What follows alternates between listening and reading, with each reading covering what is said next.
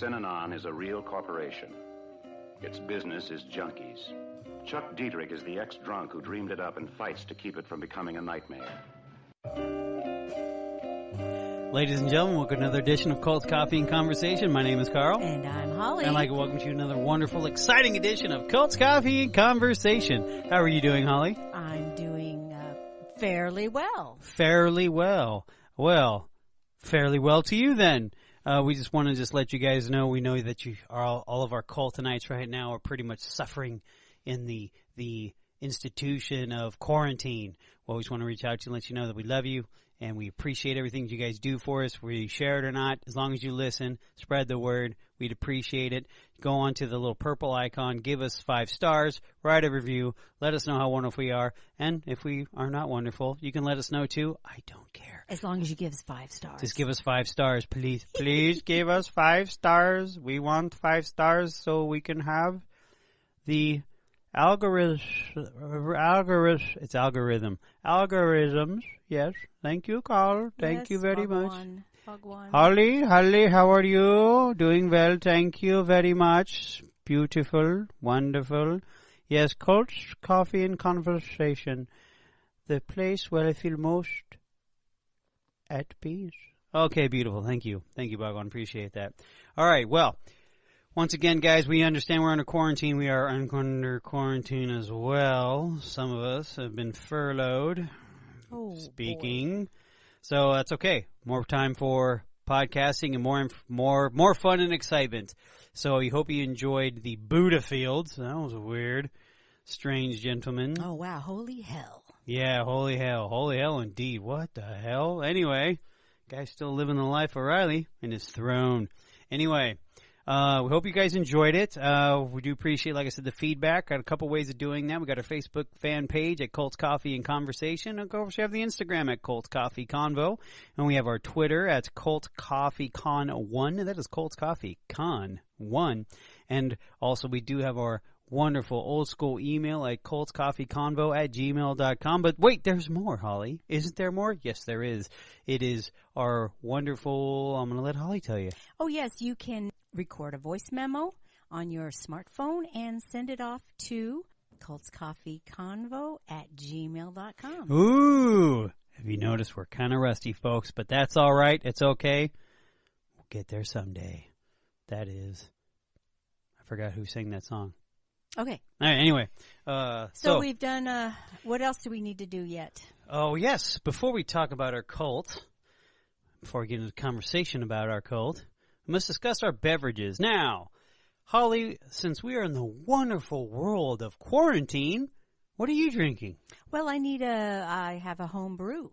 Not beer, but it is I just brew it at home. Basically, it's the French roast Keurig. Okay, organic. Not a sponsor. Yes, organic. Should be a sponsor. I put that, and then I put in some delicious ice cream creamer. It's one of those flavored kind of things. Yes, and since I'm with you in the land of quarantine, guess what I'm drinking? The same stinking thing. I miss Spanish lattes. I miss going to a coffee shop and sitting down and writing our thoughts and ideas. No, we're in a living room, or I'm in my room, or you're in your room, or we're doing whatever we're doing, but not in the place where we like. I want to listen to jazz again. I want to listen to the steaming machines, the beans grinding, the aroma of deliciousness of many different flavors of coffee. But until then, we are stuck with the homebrew. Okay, well, Yay. It could be worse. You know what? You're absolutely right. You could have only decaf. Ooh. Okay. Alrighty, so you ready to talk about what we're going to talk about today? Yes, I'm actually very excited about this. I had wanted to do this for a while. Yes, you have. And it does go along with our theme. It does. It is a cult. It's a cult that comes out of Los Angeles. Of course. Involved in San Francisco. And it does branch out quite a bit, but it's interesting. It also starts in the late 50s, but blooms in the 60s, 70s, 80s. It's all in that that great window of cults that I enjoy researching. Mm. And I did mention it to you, and you had never heard of it. Now, I have to say, I did mention this to a person more my age, which never heard of it. So I'm thinking that maybe I just knew about it, not of the whole world. So, what is that cult, Carl? Synanon. Ooh, Synanon. Is that a real word? Well, we're going to find out where it came from. Okay. But that's a cheat, and that's a little teaser for you folks. So Synanon, let's kind of figure out what Synanon is, but we, like per usual, we're going to kind of discuss the leader first, because that's where it all starts, right? His name is Charles Dederich. Charles Diederich. Now, he was born in Toledo, Ohio, March 22nd, 1913. Now, hardship was aplenty for this man as a youth, as a young man. At 4 years old, his father died in an automobile accident. Once this happened, the mother made him the family male figure, and of course, she was her favorite, Now, going a little further, 8 years old, his youngest brother died of influenza. Now, when his brother passed away, he felt guilty and responsible because of the responsibility that his mother put on himself at such a young age. Now, do you think that stopped? Absolutely not. At 12 years old, his mother remarried. Boom, boom, boom. And then he went into rebellion and turned into rage, as they say, and drinking. Now, he's not a stupid man by any stretch of the imagination, because he was smart enough to get into Notre Dame University. Oh, yes. wow, really? 3 cheers for old Notre Dame. Yes, that Notre Dame.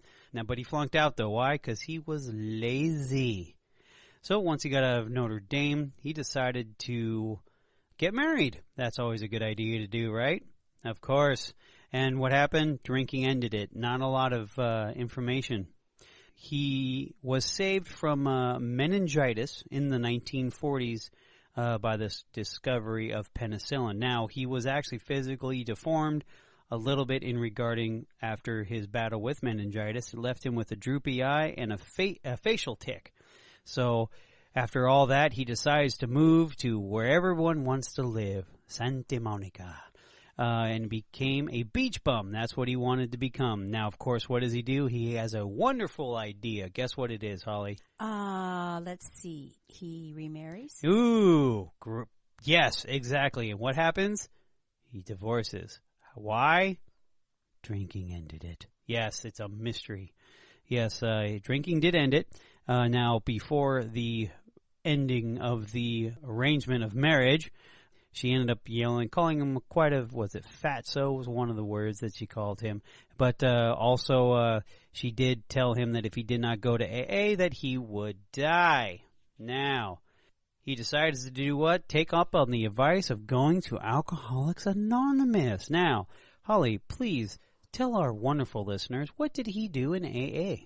Well, AA was obviously Alcoholics Anonymous. And he was an alcoholic, so he followed their program and was delivered from alcoholism. Mm.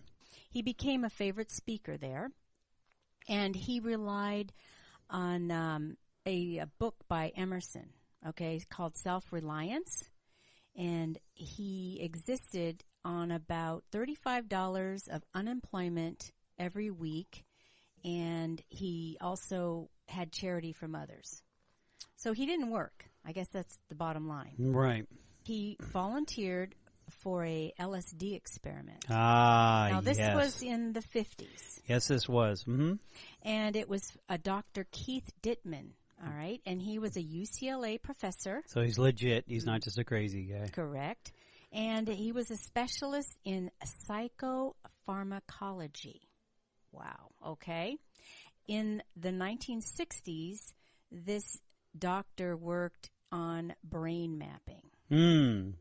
That's impressive. Yes, and I believe they were just trying to see if LSD at that time could be something that would assist a patient.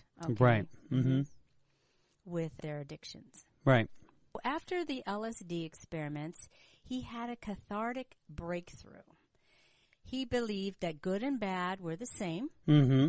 And at AA speeches, he changed them from typical religious overtones to psychological and philosophical slants, okay? He began having a gathering after AA, and he was meeting in apartments and rented a small storefront in seedy Venice. Venice is not known for its seediness. Well, yes, this is Venice, California. Yes, it is. And it's back in those days. But it's seedy now. I'm thinking it was the charm, though, is missing from the 80s. The 80s Venice is always my favorite. 90s Venice is pretty cool, too. But that's when it started getting a little dirty. And then it just, now it's every other cool store turned into a weed shop. Oh, really? Yeah. I haven't been there for a long time. I would love to go, but we can't. No, because it's closed. Yes. Anyway, I'm sorry. Okay. Go ahead. Seedy yes. Venice. So, seedy Venice, California. Now, the Tender Loving Care Club is what he named it. TLC, Tender Loving Care. Got it. Mm-hmm. Technically, like the beginning of Synanon is born. Yes. Yeah, so let's talk about the group. The group was the after group. Yes, this is the after group of the AA. Yes, that is correct. Now, as I recall, he wanted to incorporate. Did we talk about incorporating drug addicts yet? Nope, haven't even got that far yet. Oh, okay. This is just the alcoholics. This is just the beginning of the group, yes. Okay. Well, they survived by begging stale food from catering trucks. Hooking for tricks. Remember, they prostituted. They showered. Listen here, Chief. Yes, hooking for tricks, yes. For donations, for donations.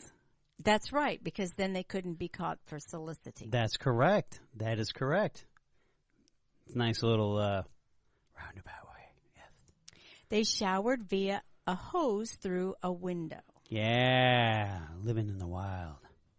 He embraced the drug user and threw out the drunks. That is correct. I have something to say about that. Feel free. It's kind of like he used he used Alcoholics Anonymous. Yes, to recruit. Mm-hmm. And then he moved them over to his own brand of AA. That's correct. Quote unquote. Mm-hmm. And then obviously he wasn't working. Nope. Okay, so he's getting donations. Now he's sending out his new crew. Yes. To gather up for the storefront and, trying to get this to roll. Got to pay the bills. In those days, drug addicts there was no NA. No, there was not. Okay. No. Their belief was that drug addicts were incurable. Okay. Only alcoholics were curable. Drug addicts were not curable, and they were just who they were, and that was it. There was no hope for them. Right. So he decided, you know what, let's take it to the drug addict. Right. And so then he started incorporating them into his program of philosophy and self-reliance and the other things, right? That is correct. So now, in the meantime, these guys are pretty down and out if they're willing to go gathering food and money in the respect that they did. Prostitution for donation. Yes. And the hose in the house to do the shower. The hose in the house? Was it in the house? Oh.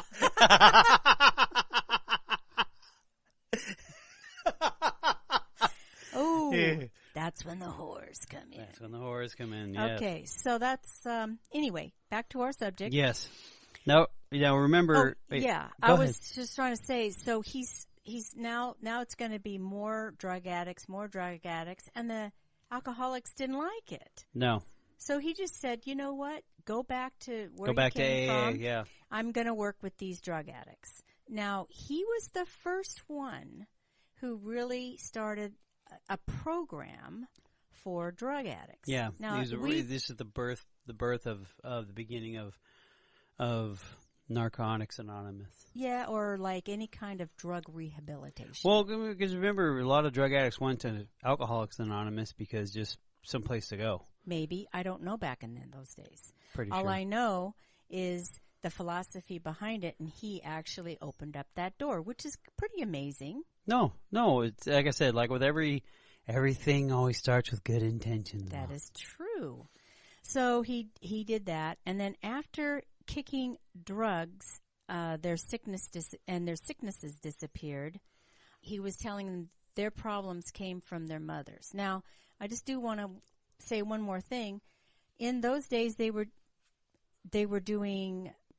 trying to get drug addicts off drugs using medical assistance. Okay? Right. Mm-hmm. He said, no, we're just going to have you kick. Cold turkey. So cold turkey was also his way of doing it. Okay? Now, if any of you guys have ever been involved in any of this stuff, you have an idea of what an addict goes through when he kicks cold turkey, it's pretty scary. It's very hard because our past, we've dealt with certain people of that ilk when we were in a rehab ranch situation. Mm-hmm.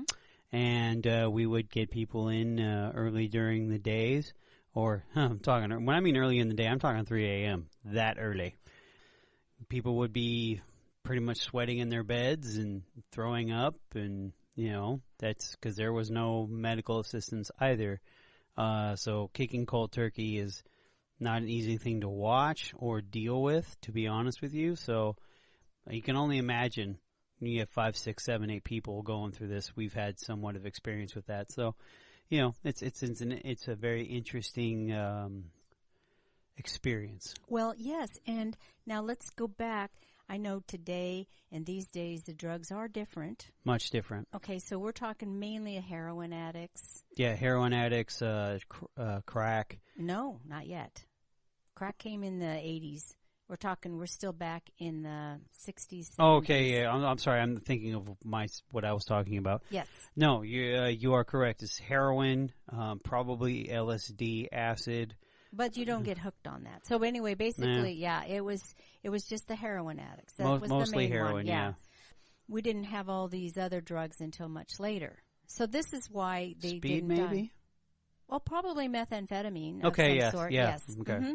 But it wasn't in the form that it is nowadays. Right. Yeah. This was a new thing that they did. And then, of course, at their vulnerable point, he created a community. Yes. And he wanted them to live in. Yes. And then he was trying to build them back up in, to... Give them a sense of pride. Yes. And so, but he did do some psychological stuff by let's talk about your mother kind of thing. Yes. Yes, he did. He definitely targeted usually it's like the one that will always love you will be your mother. Yeah, but he wanted to separate them from their families. Yes, he did. And also he Sounds familiar. Well, not only that, he was never a doctor Nope. or any of that studies. So he was sort of a self-made kind of a rehab person. Yes, he is. He is a self-made rehab person. That is correct. And he did see them successfully somewhat at this point. Oh, well, there's a lot of people out there. I'm sorry to interrupt. Well, There's a lot of people out there who actually do consider Synanon a very helpful thing for them in the early stages, yes. because there's multiple stages in regards to this. Yes, let's talk about that, how we're going to go through the podcast a little bit. Okay. So we have 3 stages of Synanon. And actually these are how he put it. Synanon 1. Right. Synanon 2. Yes. And Synanon 3. That's correct. Okay, so he does change as time goes by, just according to what he feels and is necessary. Yes. Okay. Now the thing is, some of the research that we were able to put together, a lot of it's in pieces. It was very hard to find stuff on this. Well, only because I believe that time has passed where it's just not relevant in a certain way. Yeah, I don't even know if they're even around anymore. If they are, well, let's save that to the end. But before that, Synanon, I mean, it's a strange word. Oh, yeah, let's talk about how that came about. Of course. You want to go ahead and tell the story? Sure, I will. They were trying to figure out what they're going to call their program. Right. Okay. So one of they were having a discussion, and they were saying anonymous, so Alcoholics Anonymous, no. How about like a symposium anonymous, synonymous, Synanon? That's kind of how it went. Yeah, but the person who was talking about it was slurring their words because they were what? Drunk. Were they? Yes. Oh. Well, I guess it wasn't Alcoholics Anonymous, so. Apparently not. So there you go. There's going to be a lot more to this story. Yeah, this is kind of just a warm-up, guys. I mean, we're trying to to put it in better, we're trying to knock the rust off a little bit because we did have some equipment issues and, of course, a lot of ups and downs, which we all have our own story in regarding, why we're working or lack thereof. So, life got in the way big time and kind of put a hammer to us a little bit this year in 2020, but that's okay. We're still going to plow through this and come up with some more episodes, but definitely, like I said, guys, it's not the most entertaining one that you're going to listen to. Oh, no, there's a lot more. Oh, there's a whole bunch more. This is kind of just a warm-up. We kind of wanted to get kind of the gist of it kind of out of the way because, believe it or not, it's boring. So... What's boring? The beginning part of this thing. Well, every beginning is kind of boring. True. The meaty stuff comes in the middle and the end. That's correct. That is correct. So on that note, guys, thank you for being with us, guys. We do appreciate it. We're back in the saddle, guys, and we, like I said, leave 5 stars, give us 5 stars, be rude and crude. I do not care. We just want the 5 stars to climb up the algorithm of what are we, arts and culture? No.